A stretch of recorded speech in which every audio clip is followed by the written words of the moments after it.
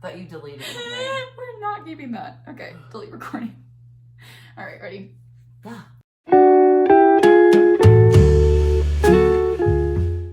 Hey everyone, welcome to season 2, episode 2 of So Pro Podcast. We are like so excited today. We're so excited for this mobility episode brought to you by the one and only Steely, who knows way more about this than I do. I am specializing it right now. I'm getting my cert in it. Right. I do have a huge passion for it, so it helps me do it more. Right. So Exactly. Well, okay, why do you have a passion for it? Like, what started that? Well, there's a couple things. So one, I'm very broken. That was like the obvious, like being a bodybuilder and moving left, right, up, down, like very robotic movements. Mm-hmm. I noticed I'm not really even moving properly. And after I got out of the whole be a bodybuilder 24/7, I was like, wow, I really can't do anything. I remember trying to squat like a year and a half ago. Yeah. And you were like, I hate this. I was like, oh, okay. Yeah, because I was squatting with a low bar back, trying to focus on a front squat, like or like a upright squat, and it wasn't working right. And I was like, ugh. So I was doing a low bar squat technique, but my legs were doing a high bar technique. Right. And no one really has like watched. I'm self-taught, like with my own personal lifting. So no one really had me, and I had coaches, not good coaches, but no one really taught me like actually your bar needs to go up. And up until 2 months ago, I actually just figured that out. That's insane. Thank you, Win, from the Danger Room. Shout out. We love you. He was like, you actually could do this way. I was like, oh. Oh. So I would say the number one motivation now is my training. Mm-hmm. I've seen a huge improvement in my life, and that only makes it easier to teach other people. Right. But there was a guy that when I first started personal training, I was 21 years old, and I was working at the rec center, and I did talk about this in season 1 if you want to go back. I would always get the people who had issues, who the other trainers weren't comfortable training because I was head trainer, so they gave him to me. And this guy came to me and he was like, I have no plantar, or I have no inversion or eversion of the ankle, which if you don't know what that means, it means you can't roll your ankle inwards and you can't roll your ankle outwards. Got it. He's like, they're completely fused together. So that ankle had no mobility. Gotcha. All it had was plantar and dorsiflexion. So if you don't understand that, that just means you can point your toe downwards and you can pull your toe upwards. So that's all he had. He was unable to go left or right or in or out, basically saving yourself. Like walking up a stair, like you need some mobility in the ankle. Yeah. You know, he can't walk like that. Not too much mobility, but like you need some. It's like you need a good balance. Yes, you have to have a mix of something. So the fact that the 4 ranges of motion in the ankle, 2 of them were taken away, I was kind of out of my league there. Gotcha. I didn't really know what I was doing, so I actually went to my strength and conditioning coach, who had just taught us about like rehabilitation and physical like rehab, and he was like, actually there's a lot of things you could do with him. And I was like, you need to so cool. You need to tell me, because I don't know what I'm doing down there. I feel like there's no better feeling, like sidebar, I feel like there's no better feeling than when you're like so lost and you ask someone for advice and they're like, well, actually I have several options for you. I'm like, thank you for existing. Yes. Like, oh, a true guru.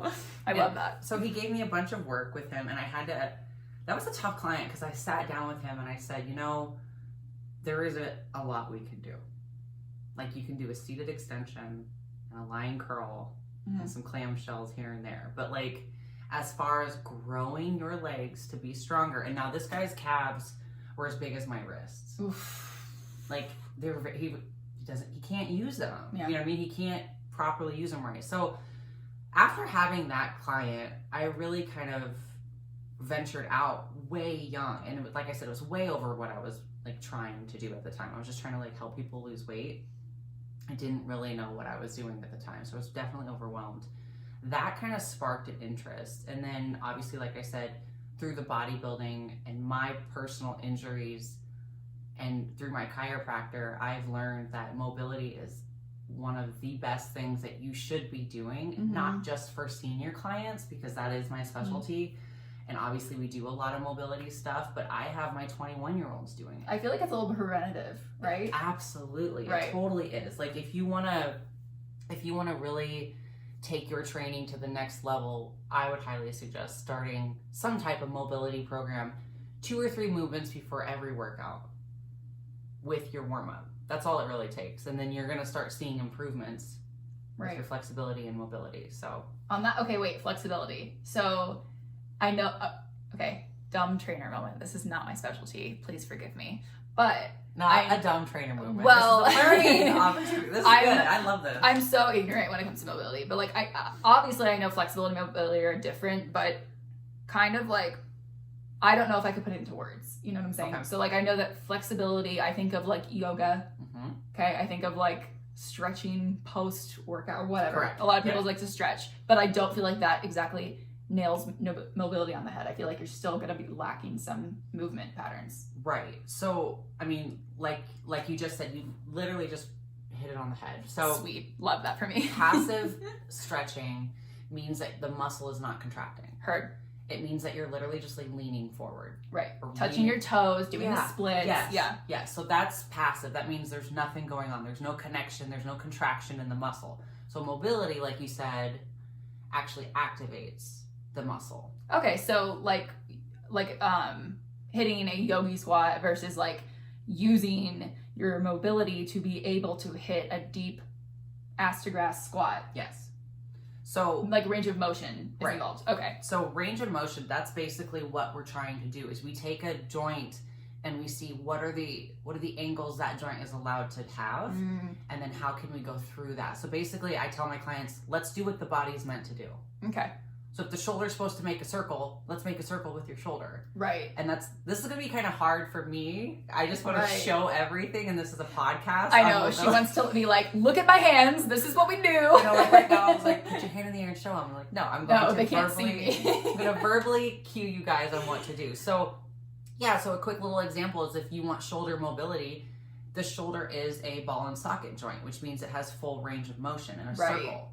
So if your arm can't make a full circle, you don't have good shoulder mobility. Heard. Done. Okay. That's pretty much it. So, and like how many, this is kind of sad, but like how many, elderly people do we know that can't like dress themselves? It's kind of like, this is like exactly like I said earlier, a preventative thing. It is important. It's Absolutely. Like, do you want to be able to get dressed by yourself? Obviously, after a certain age, I feel like you get a break. But like, I know too many people, even clients of mine, definitely clients of yours, that have come to you like unable to move in that way. Mm-hmm.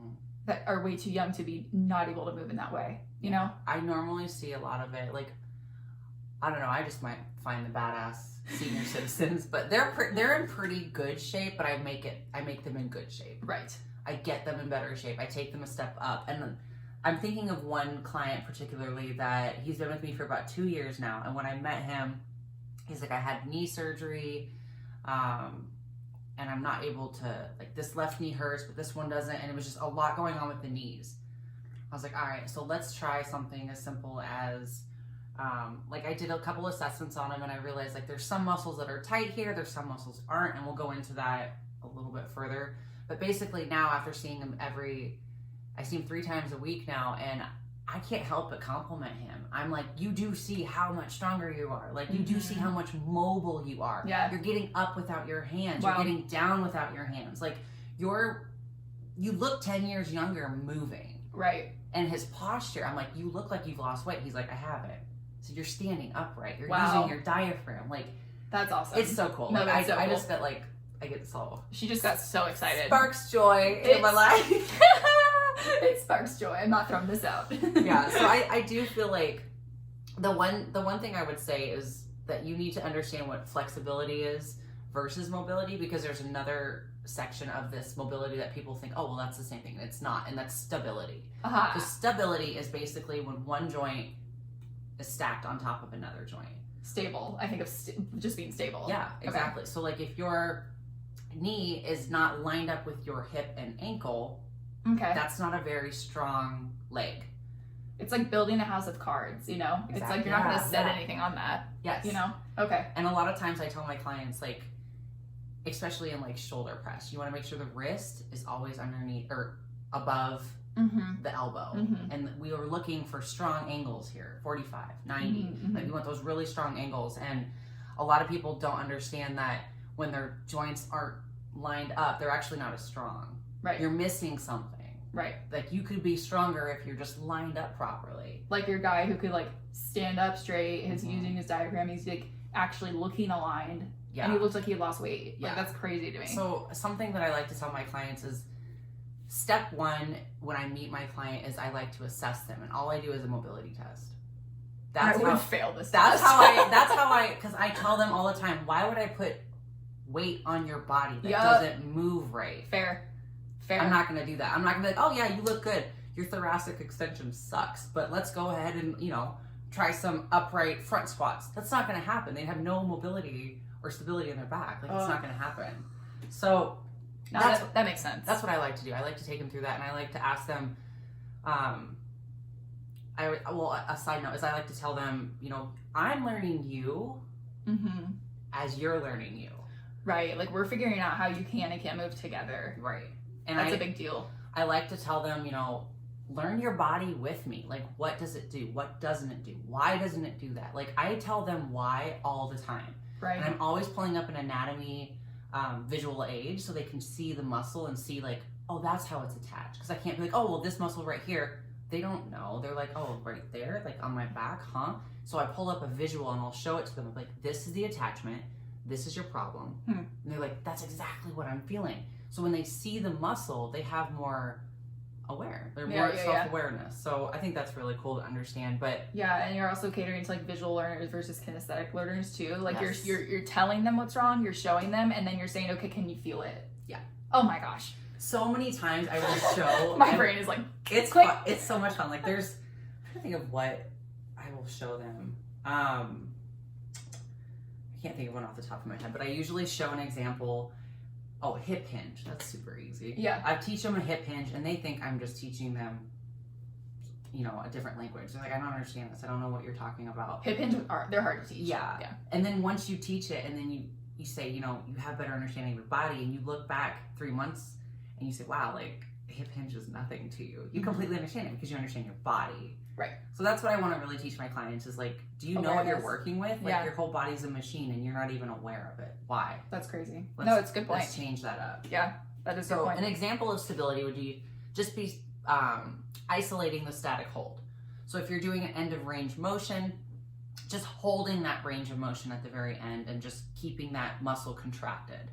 That's going to keep everything stable. Okay. So that's going to be a little bit more of a stability movement versus a mobility movement. Would that mean like, so if we're going to go back to the squat example, like if you're doing like an ass to grass squat, like would you do like a pause rep at the bottom, like hold for a half second? Like is that, or most of it like holding like your arms at the end of the lateral raise?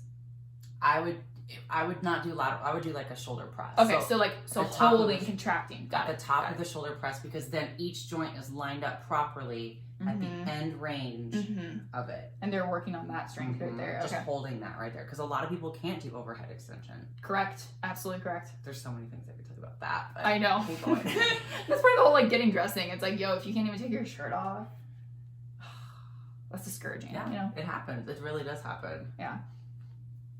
So stable joints versus mobile joints. So you mentioned like some joints should be mobile, some should be stable. Like how do you know, besides like common sense, like how do you explain to clients like what they should be looking for?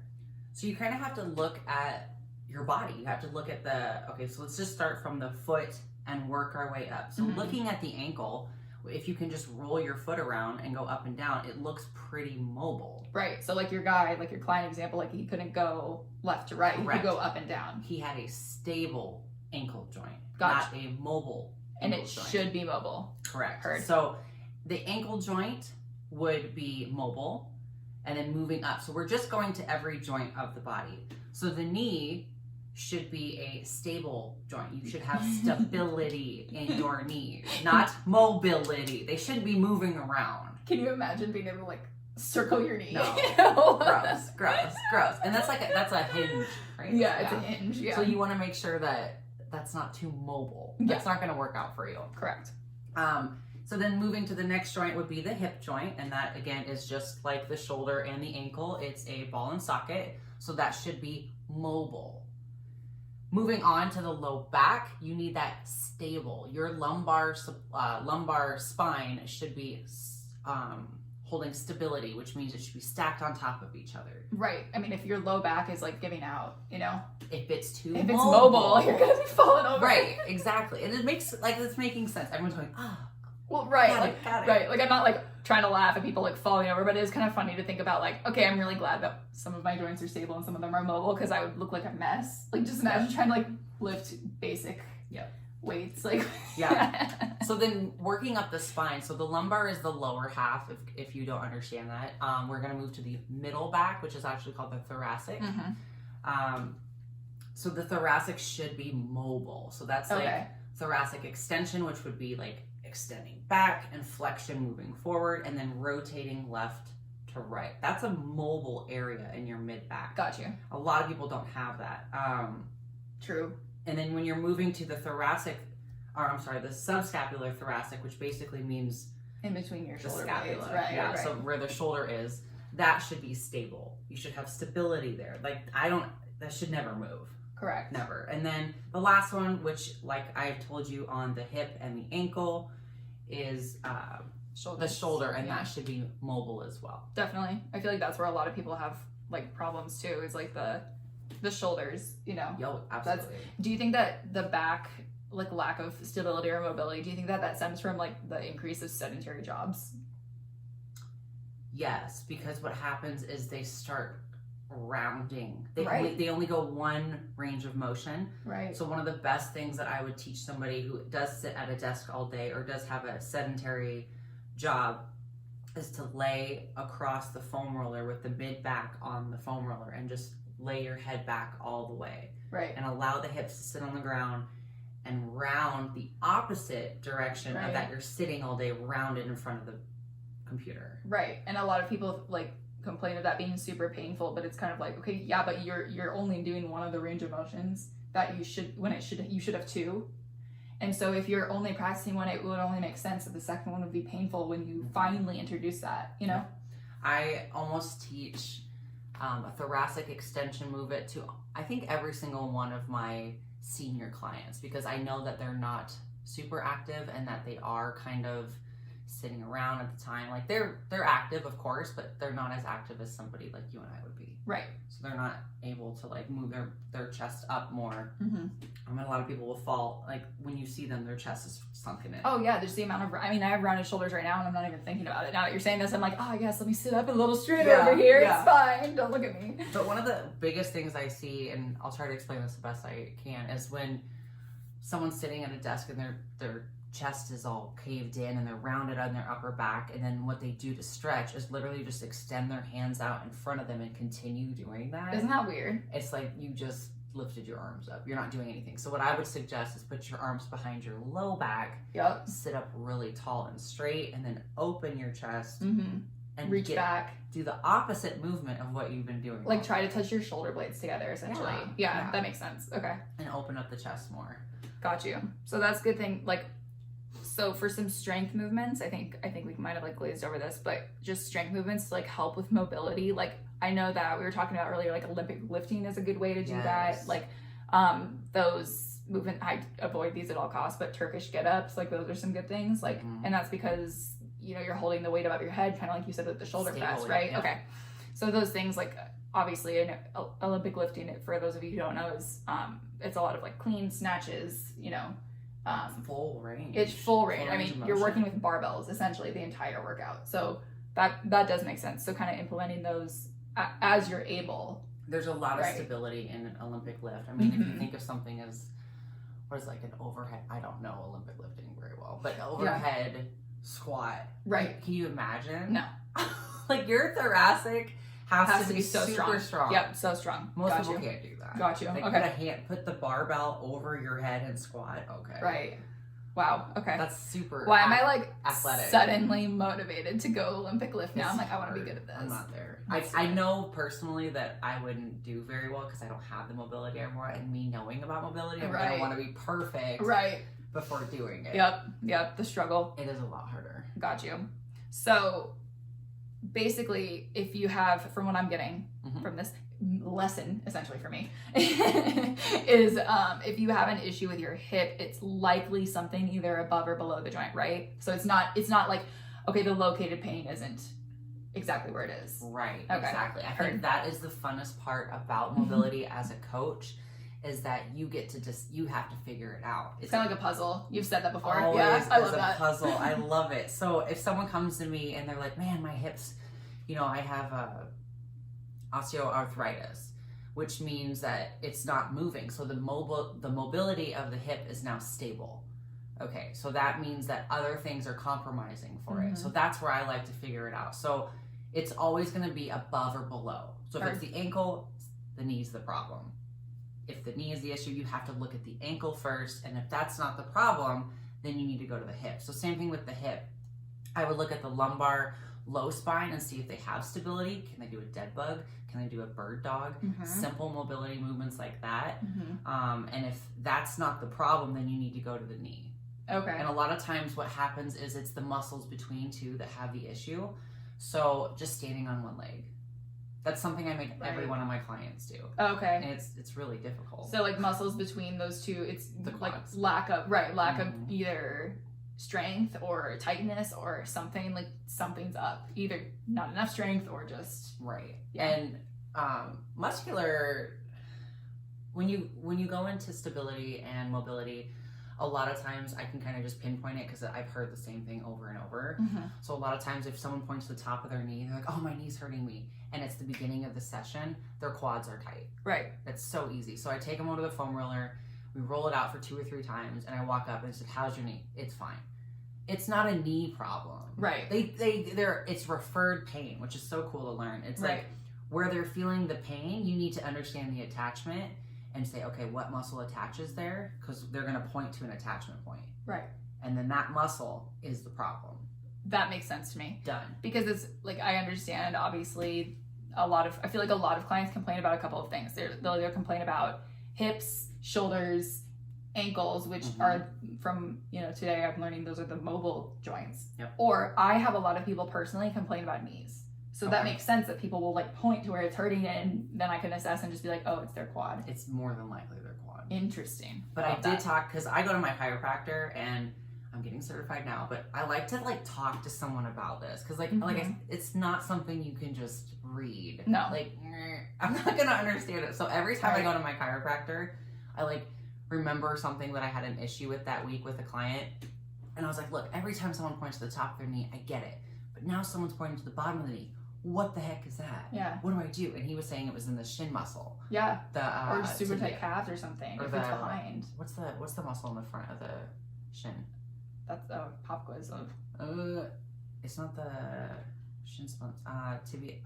This right here. I know. No, I know. So, anyways, he was telling me that you can roll that out, or you can do different types of like calf raises and stuff like that. And I was like, So when I go to the chiropractor, I get to like try it out with my clients and see that it is correct. That's crazy. So you get like a hands-on experience essentially. That's so cool. And he was like, why don't you go into physical therapy? I was like, nah. You totally could. Are you kidding me? Absolutely. I don't want to do it all day though. Okay. Yeah, so a lot of my training programs are mobility and strength training. It's so fun to combine the two. It is. They go together like they really, really well. Right. That's so cool. So if somebody does come to you and they say, my hip is bothering me, and you find out, oh, it's their lumbar or like it's their back issue, like that's what's going on. There's a couple things that you can do. So I know that I actually helped you. Just in a quick, I can't help myself. No, okay. I will, no, she absolutely deserves all the credit on this. So for figure, since we're in the same division, we have these quarter turns, and for some reason I've always been able to hit my front pose, my first quarter turn fine, back fine, and then I come across this second quarter turn and I freeze, my back feels like it's frozen and I can't turn as well. And so I came to you and I was essentially help, because I knew she would know, and I knew you would know, and I'm just okay, well, let's figure this out. And so what I did was I took her through thoracic rotation movements. That's basically what I did. So I had her kneeling 1 foot up like you're proposing, and then I had her up against the wall, and I had her pull her arms up to shoulder height and then row back kind of like you're doing a bow and arrow movement. Yeah. And then I had her continue and rotate all the way over. So her hips are forward, but she's rotating, and she did it on one side. She's like, oh, that was easy. So okay, now do it on the other side. She's like, oh, I can't. I went halfway through. Right. And now that's how I practice. That's how I warm up for posing.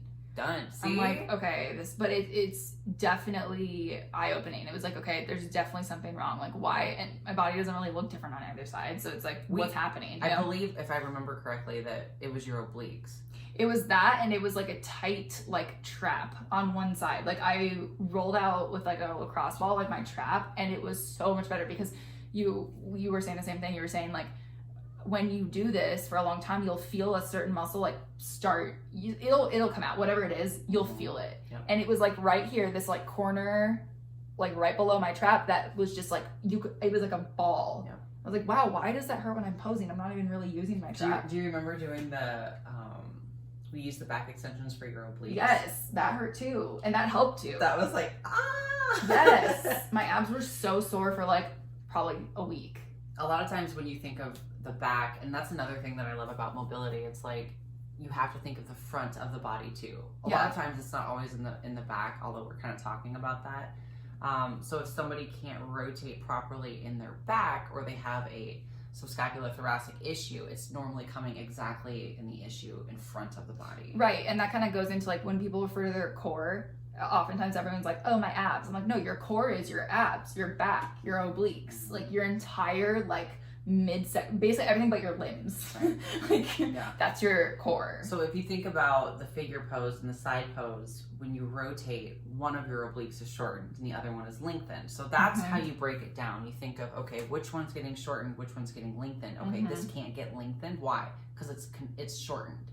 So you just have to lengthen it. So that's what I had her do. I had her lay across the back extension sideways, reach your hand over her head, and then come up into a crunch, because I needed to open that oblique because it was locked. It was painful. Yeah. It hurt. It was bad. Yeah. It was like, it's a thing. It's okay. Interesting. Well, I mean, I've learned something. Yeah, I think we kind of covered everything. I just feel like this is like an area that I've never been, until this figure pose issue, obviously, I haven't ever really been critically injured or like felt like I've had like that big of an issue. So I feel like it's almost something I've been able to avoid. You're still young. Right. I know. Good for you. You're like 26 is about to hit you hard, that's bro. Nice. Yeah, that's really nice. So. But I like haven't, but it is kind of hurting me in the long run, because now when people ask me about it, I'm like, I don't know. I mean, rub some dirt on it. Yeah. Move on. And I'm like, that's not a good attitude as a coach to have. I feel like if Olivia just took over my nutrition and I took over her mobility, I think we'd be fine. So pro nutrition and mobility coming to you in 2021. Right. Like, I'm not a fan. Like, I can do nutrition, but I don't love it. And that's my passion.